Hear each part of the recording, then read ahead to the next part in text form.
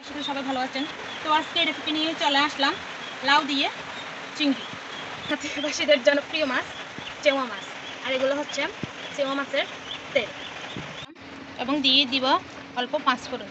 লাউ এখন দিয়ে দিব কেটে রাখা পেঁয়াজ, এখন দিয়ে দিব পরিমাণ মতো নুন, দিয়ে দিলাম কেটে রাখা আদা, দিয়ে দিলাম পরিমাণ মতো হলুদ গুঁড়ো, কেটে রাখা কাঁচা মরিচ।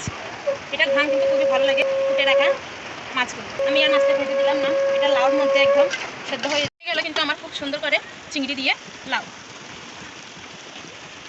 চেওয়া মাছের রেসিপিতে এটার মধ্যে আমি পরিমাণ মতো সর্ষের তেল, নুন, হলুদ এবং পরিমাণ মতো ঝাল, কাঁচামরিচ, আদা বাটা, জিরা বাটা দিয়ে ভালো করে মেখে নিলাম। তেলটা আমার প্রায় গরম হয়ে আসছে। এখন দিয়ে দিব কেটে রাখা পেঁয়াজ, লাল হয়ে আসতেছে। এখন দিয়ে দিব মাছগুলো। কষাতে কষাতে দেখবেন এমপি হয়ে যাবে। ভালো করে একটু নেড়ে চেড়ে দিব, তখন মাছটা ভালো করে কষা হয়ে যাবে। কষা খুব সুন্দর করে কষা হয়ে গেল। মাছটার গা থেকে কিন্তু জলটাও ছেড়ে দিয়েছে। দিয়ে দেব মাছের থেকে বের হওয়া তেলগুলি। সুন্দর করে নদীর তাজা চেওয়া মাছ।